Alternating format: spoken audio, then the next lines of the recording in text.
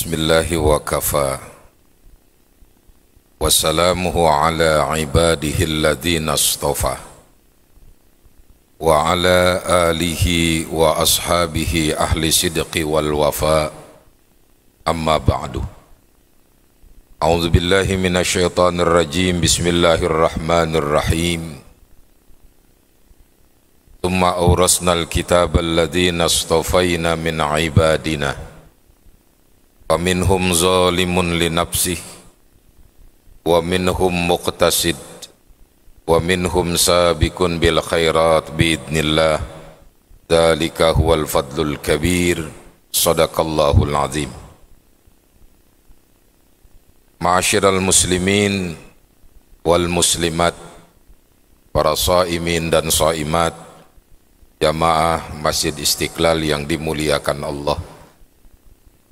Pertama kita bersyukur kehadirat Allah, alhamdulillah. Sampai malam hari ini Allah masih memberikan kesempatan buat kita semua. Di siang hari kita melaksanakan ibadah Ramadan, di malam hari kita qiyamul lail, melaksanakan ibadah-ibadah lainnya di samping sholat tarawih, sholat witir, tadarus Al-Quran dan ibadah yang lainnya.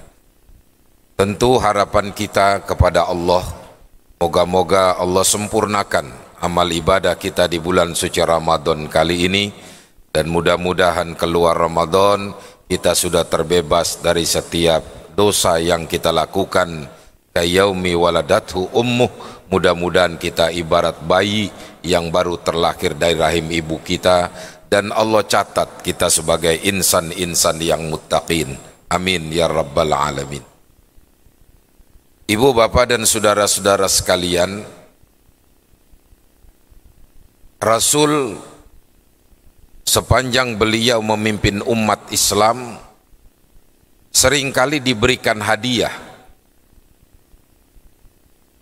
baik itu berupa binatang atau hadiah-hadiah yang lainnya. Tapi satu kebiasaan Nabi, ketika beliau mendapatkan hadiah, maka hadiah itu diberikan pula kepada para sahabat. Sampai kadang-kadang diberikan hadiah seorang tabib untuk mengurus umat Islam yang sakit ketika itu. Tapi apa yang terjadi? Setiap kali diberikan hadiah seorang tabib atau dokter kalau saat ini, seringkali tidak lama ia kembali ke kampung halamannya karena tidak ada kerjaannya.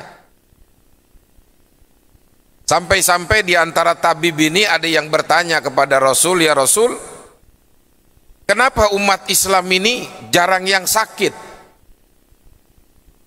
Apa kata Nabi? "Kami adalah satu kaum, nahnu min qaumin la naqul hatta naju wa idza akalna la nashba."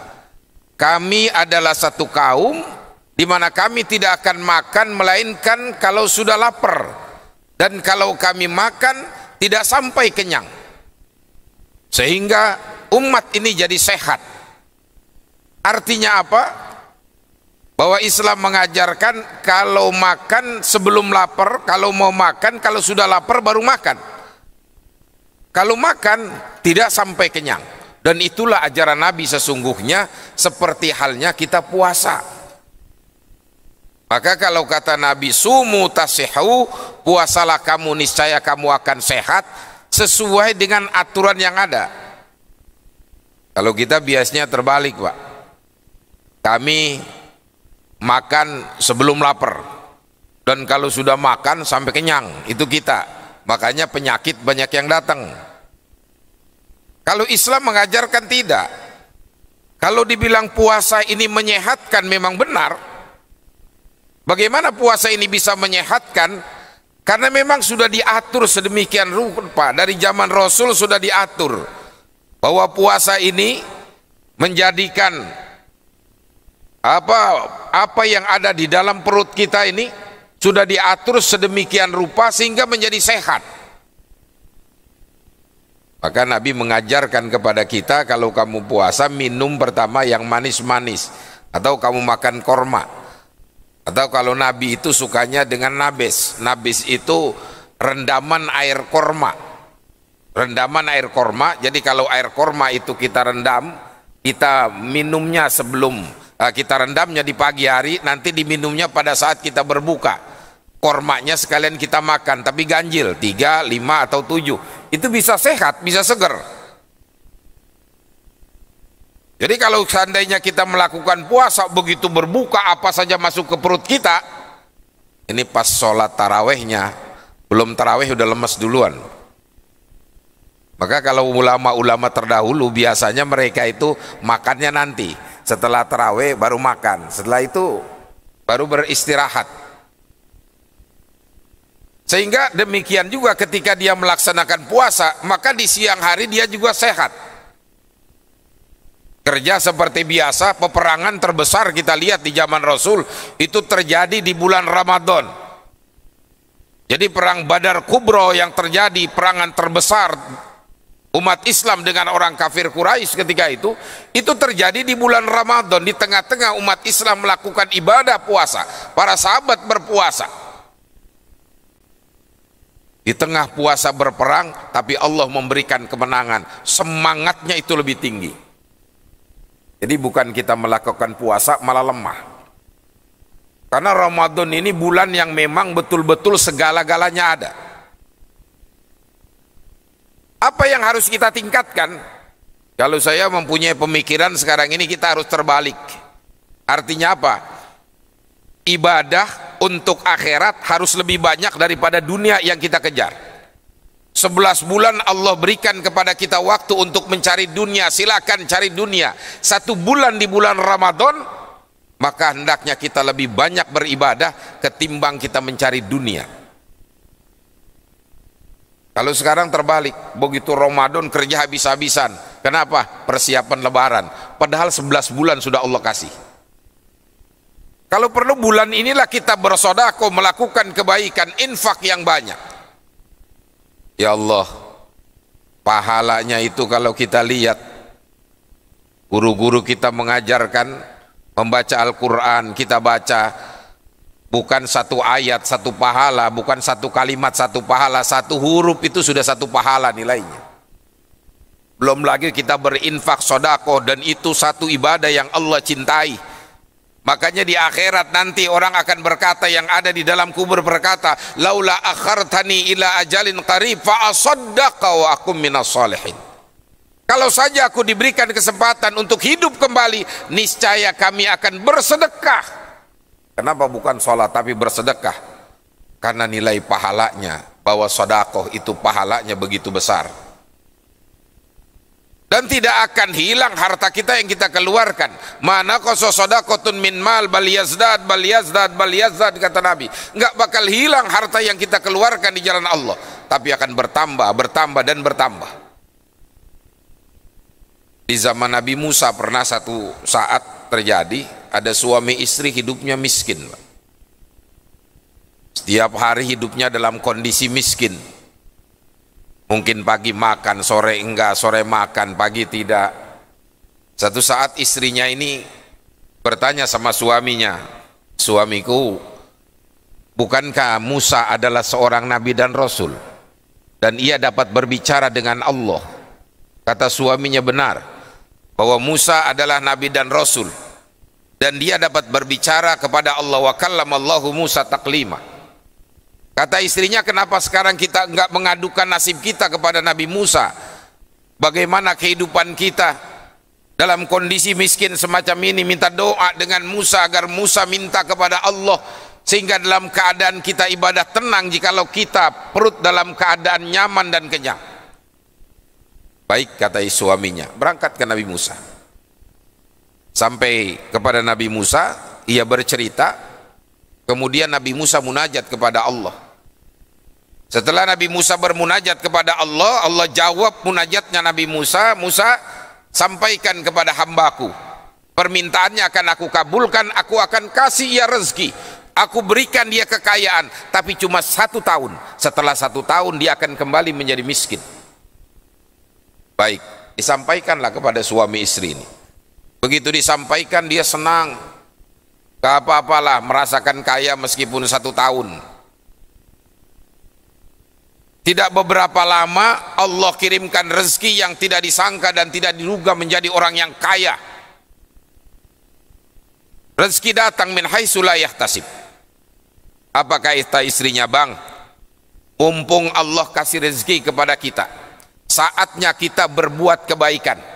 Karena kalau sudah 1 tahun setelah ini kita miskin, kita tidak akan bisa berbuat apa-apa. Ayo kita kumpulkan anak yatim, kita bangun tempat-tempat yang baik untuk mereka, kita bangun majlis, kita bangun tempat-tempat ibadah. Semua harta yang Allah berikan kita limpahkan semua untuk kebaikan. Dan itulah yang dilakukan oleh suami istri ini hampir setiap hari. Melakukan kebaikan, memperbaiki sarana-sarana umum dan lain sebagainya dilakukan. Sampai lewat 1 tahun, ini orang masih kaya. Nabi Musa perhatikan ini, kok udah 1 tahun lebih masih kaya juga ini orang. Belum miskin-miskin. Padahal kata Allah cuma 1 tahun, ini udah 1 tahun lebih. Nabi Musa munajat kepada Allah, ya Rabb, bukankah hambamu yang dahulu aku minta agar supaya kau limpahkan kepadanya rezeki, lalu kau berikan hanya 1 tahun. Ini sudah lebih dari 1 tahun ya Rabb.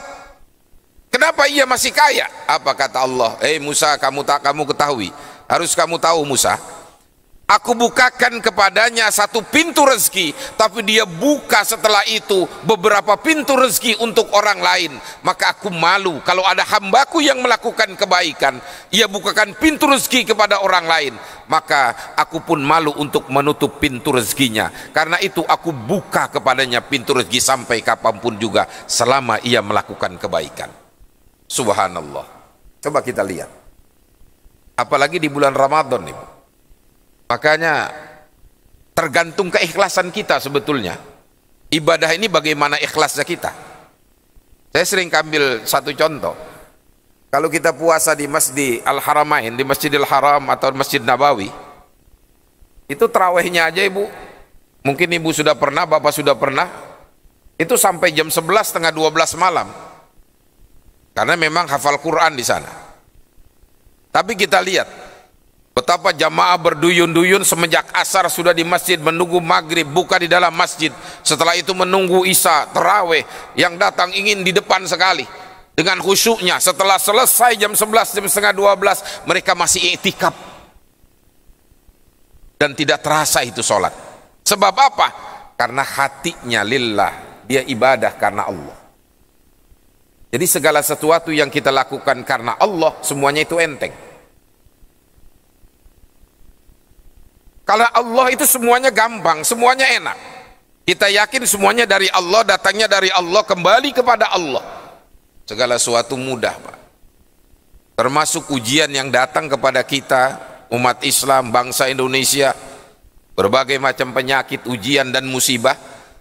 Ya kita hanya dapat berkata innalillahi wa inna ilaihi rajiun. Semua datang dari Allah, kembali kepada Allah. Wa ma kana Allahu liyazlimahum walakin kanu anfusahum yazlimun. Allah tidak akan berbuat zalim kepada hambanya, tapi yang buat zalim itu manusianya sendiri. Jadi introspeksi diri kita masing-masing dalam hidup ini.